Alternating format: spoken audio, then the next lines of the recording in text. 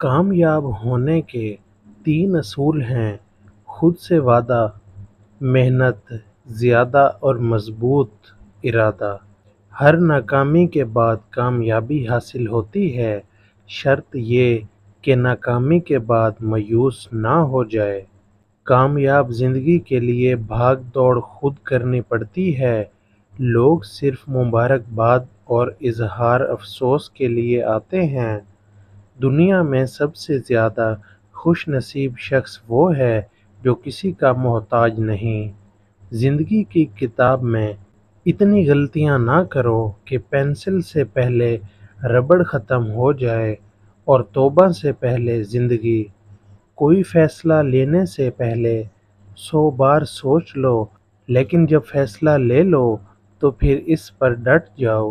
جو دکھ دے اسے چھوڑ دو، لیکن جسے چھوڑ دو اسے دکھ نہ دو۔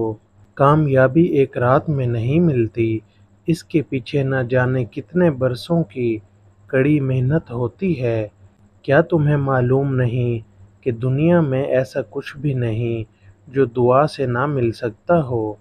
وہ 7 چیزیں جو ہم نہیں خرید سکتے: دوست اور محبت، امید اور خواب، صحت، خوشیاں اور وقت۔